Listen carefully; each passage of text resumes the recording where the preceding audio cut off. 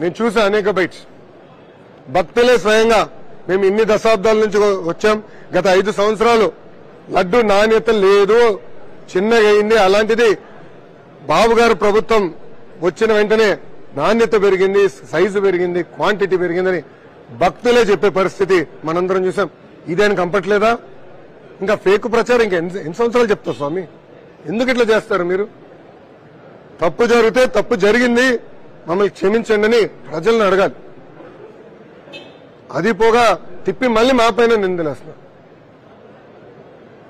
All evidence మేము ఈరోజు ప్రజల ముందర పెట్టాం. ఇక్కడున్న బీట్ రిపోర్టర్లందరూ మీ అందరూ తెలుసమ్మా. గతంలో మీరందరూ నాతో పాదయాత్రలో ఉన్నవారు, నడిచారు. మీరు చెప్పారు నాకు నాణ్యత లేదు, అన్నదానంలో నాణ్యత లేదు, అన్ని ఛార్జీలు విపరీతంగా పెంచారు, సామాన్య భక్తుల్ని దేవుడికి దూరం చేశారని మీరందరూ కూడా చెప్పింది. దయచేసి మీడియా మిత్రులకు గుర్తు చేస్తున్న విషయం. ఈ రోజు ఒక మంచి ఈఓ గారు నియమించి మొత్తం ప్రక్షాళన చేయండి, సిస్టమ్స్ అన్ని సెట్ చేయండి అని బాబు గారు చెప్పారు. జగన్మోహన్ రెడ్డి గారికి హిస్టరీ తెలియదండి. ఆయన ఏం చదివారో ఎవరు తెలియదు. మీకు తెలుసా ఆయన ఏం చదివారో, ఎక్కడ చదివారో ఎవరు తెలియదు. కొంచెం హిస్టరీ తెలుసుకోవాలి. తెలుగుదేశం పార్టీ అధికారంలోకి వచ్చిన తర్వాతనే అన్న ఎన్టీఆర్ నాయకత్వంలో క్యూ కాంప్లెక్స్ కట్టారు, అన్నదానం కార్యక్రమం ప్రారంభించారు. బాబు గారు ముఖ్యమంత్రి ఉన్నప్పుడు ప్రాణదానం చేసి బ్రహ్మోత్సవాలకు వెళ్ళేటప్పుడు అల్లపూరిలో బాంబు బ్లాస్ట్ జరిగింది. అది జగన్మోహన్ రెడ్డి గారికి కంపడదు. నాకు దేవాంశ్ కుటుంబంలో దేవాంశ్ వచ్చిన తర్వాత మేము ఎందుకో నిర్ణయం తీసుకున్నాం. అతని పుట్టినరోజు నాడు 3 పూట్ల భోజనం మేము ఉచితంగా భక్తులకి ఇవ్వాలి. అంటే మా వంతు దేవుడికి మేము సాయం చేయాలన్న ఆలోచన ఆ రోజు నిర్ణయం తీసుకున్నాం. గత 9 సంవత్సరాలుగా చేస్తున్నాం. ఇది రాజకీయాలని సూటిగా ఫేక్ జగన్ని నేను ఈరోజు ప్రశ్నిస్తున్నా. గతంలో మీరందరూ చూశారు, టీటీడీని రాజకీయ పునరాస కేంద్రంగా వాళ్ళు వాడుకున్నారు. టీటీడీ లడ్డూలు తీసుకొచ్చి బియ్యం బండిలో పెట్టి ఊరూరు ఎన్నికల కోసం ఎలా పనిచేయారో మీరందరూ తెలుసు. గతంలో వాళ్ళ పార్టీ నాయకులకి ఇంట్లో పెళ్లి జరుగుతుంటే ఆ లడ్డూలు తీసుకెళ్లి పెళ్లిలో పెట్టారు, భక్తులకి లడ్డూలు లేని పరిస్థితి తీసుకొచ్చారు. ఇవన్నీ మీ అందరూ కూడా తెలిసింది.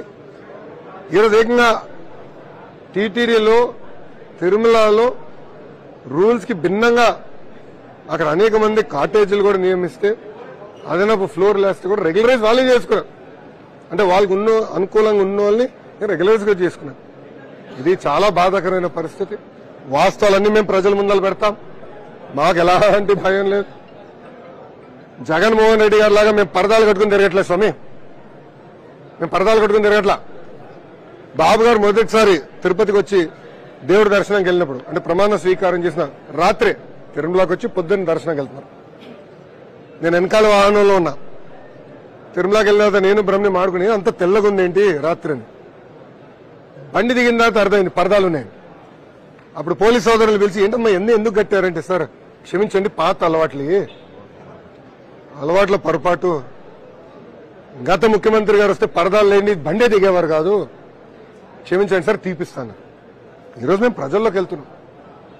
ఈరోజు ప్రజావేదికలో ముఖ్యమంత్రి గారు ఎక్కడ బ్యారికేడ్లు పెట్టుకోవట్లా, కనీసం కూర్చునే కుర్చీ కూడా వేసుకోవట్లేదు. ఆయన బల్ల పైన కూర్చుంటున్నారు, ప్రజల పక్కనే కూర్చుంటున్నారు, ప్రజల్లోనే కూర్చుంటున్నారు, ప్రజల సమస్యలు నేరుగా తెలుసుకుంటున్నారు. అది మాకున్న చిత్తశుద్ధి. దయచేసి ఇది ఫేక్ జగన్ తెలుసుకోవాలి. ఇప్పుడన్నా వాస్తవాలు తెలుసుకుని ప్రెస్ మీట్లు పెడితే బాగుంటుంది. కానీ తిప్పి వాస్తవాలు తెలియకుండా ఏదంటే అది మాడితే ఆయనే రాబోయే రోజుల్లో ఇబ్బంది పడిపోతున్నారు. ఈ నెయ్యి విషయంలో తప్పనిసరిగా యాక్షన్ అనేది అనివార్యం, యాక్షన్ ఉంటుంది, దాని ఎలాంటి డౌట్ లేదు. మిగతా విషయాలన్నీ కూడా రాబోయే రోజుల్లో మీడియా మిత్రులు ముందలు పెడతాం, ప్రజలు ముందలు పెడతాం. పవిత్రత కాపాడే బాధ్యత నాడు నేడు ఎప్పుడు తెలుగుదేశం పార్టీ తీసుకుంటుంది. డైవర్ట్ పాలిటిషన్ కోసమే ఈ పని చేస్తున్నారు. ప్రతి ఒక్కటి కూడా ఈ విధమైనటువంటి మొన్న వరదలు వచ్చాయి, వరదల వల్ల కూడా ఇలాంటి సిచ్యువేషన్ తీసుకొస్తున్నాడు. తిరుమల పవిత్రమైన లడ్డుల మీద కూడా అబద్ధం చెప్తున్నాడు. ఈ దుర్మార్గతనం పనికొస్తుందని కూడా ఆయన అంటున్నారు. అందుకే ఫేక్ జగన్ అని పేరు పెట్టిన. వరదలు వచ్చింది, చంద్రబాబు నాయుడు గారు ముఖ్యమంత్రి హోదాలో వెళ్లారు, నీళ్లు దిగారు, బుల్డోజర్ గాని అన్ని ఎక్కి ప్రజల దగ్గరికి వెళ్లారు, వాళ్ళ సమస్యలు తెలుసుకున్నారు, కంట్రోల్ రూమ్కి వచ్చి మా అందరిని కేకలేసి పరిగెత్తిచ్చారు.